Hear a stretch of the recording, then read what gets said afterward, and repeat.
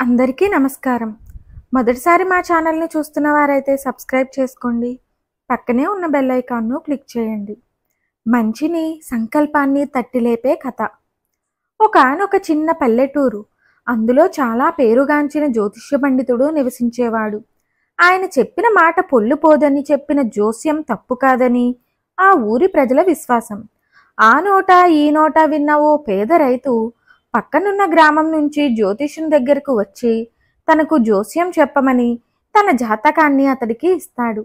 తనపై నమ్మకముంచి వచ్చినందుకు ఆ పేద రైతును కూర్చోమని సైగ చేసి అతని జాతకాన్ని చాలా జాగ్రత్తగా పరిశీలించి చూస్తాడు.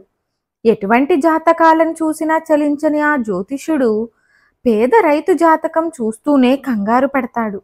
ఎందుకంటే ఆ జాతకం ప్రకారం పేద రైతుకు ఆనాటి రాత్రి ప్రాణగండం కనిపించడం వల్లనే.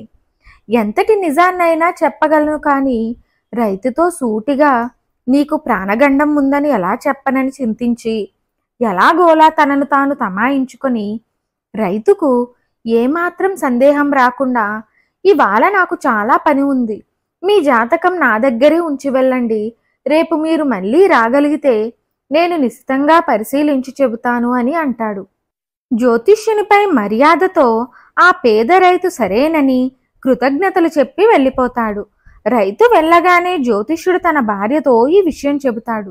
కానీ మనసులో పాపం పేద రైతు నేడు మరణిస్తాడే, నేను రేపు రమ్మన్నాననే తలంపుతో వెళ్ళిపోయాడోనని చింతిస్తాడు జ్యోతిష్యుడు. పేద రైతు జ్యోతిష్యుని ఇంటి నుండి బయలుదేరి తన గ్రామానికి నడిచి వెళ్తున్నాడు. దారిలోనే చీకటి పడడంతో తలదాచుకోవడానికి స్థలాన్ని వెతకడం మొదలుపెట్టాడు. ఇంతలో కుండపోతగా వర్షం కురవసాగింది.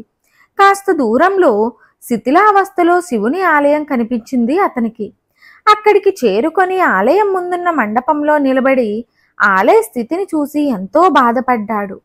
ప్రజలకు మనశ్శాంతిని, భక్తి భావాలను పెంపొందించే ఆలయం నేడు ఈ దుస్థితికి చేరిందే.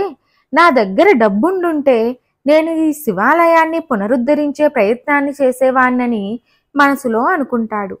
మానసికంగానే ఎలా గోపురాన్ని నిర్మించాలి, రాజగోపురం ఎంత ఎత్తుగా ఉండాలి, మండపాలు ఎలా కడితే బాగుంటుంది, అలా పూర్తిగా కట్టబడిన శివాలయంలో అభిషేకాలు, పూజలు నిర్విఘ్నంగా జరుగుతుంటే ఎంత బాగుంటుందని శివుని అనుకుంటే తప్పక ఇదంతా జరుగుతుందని అనుకుంటుండగానే మండపం పైభాగంలో నుంచి నల్లని తాచుపాము అతనిని కాటు వేయడానికి అతనిపై దూకపోతుంటే తప్పించుకొని ఆ ఆలయం నుండి బయటకు వచ్చేస్తాడు. మండపంతో సహా ఆ పాడుపడిన గుడి ఒక్కసారిగా కుప్ప కూలిపోతుంది. అమ్మయ్య, బతికిపోయాననుకుని ఇంటికి చేరుకుంటాడా పేద రైతు. మరునాడు తన జాతకాన్ని గురించి తెలుసుకోవాలనుకొని జ్యోతిష్యుని దగ్గరికి వెళ్తాడు పేద రైతు. అతన్ని చూసి ఆశ్చర్యపోయిన జ్యోతిష్యుడు నా గణనలో తప్పు జరిగి ఉంటుందని చాలా శాస్త్రాలను తిరగేసి మళ్ళీ మళ్ళీ అతని జాతకాన్ని పరిశీలిస్తాడు. కానీ గణింపులో ఎక్కడా తేడా లేదు, అంతా సరిగ్గానే ఉంది. ఇక తప్పదన్నట్లు విషయం పేద రైతుకు వివరించి జ్యోతిష్యుడు నిన్న ఏం జరిగిందో ఏదీ మర్చిపోక తెలియజేయమని రైతుకు చెబుతాడు. జరిగిందంతా వివరిస్తాడు పేద రైతు. మంచి చేయాలనే కేవలం తలంపు మాత్రంగా అనుకున్నందుకే ఇంత గొప్ప ఫలితం చేకూరితే మనకు చేతనైంత మంచి చేస్తే ఎటువంటి జీవితం లభిస్తుందో రైతుకు జరిగిన సంఘటనే నిదర్శనం. మనం బాగుండాలంటే మన ఆలోచనలు బాగుండాలి. మన ఆలోచనలు సత్సంకల్పాలైతే మన చుట్టూ ఉన్న ప్రపంచం బాగుంటుంది. ప్రపంచం బాగుంటే అందులోని మనం కూడా బాగుంటాం. ఈ వీడియో గనక మీకు నచ్చినట్లయితే లైక్ చేయండి, షేర్ చేయండి, కామెంట్ రూపంలో మీ అభిప్రాయాన్ని తెలియచేయండి.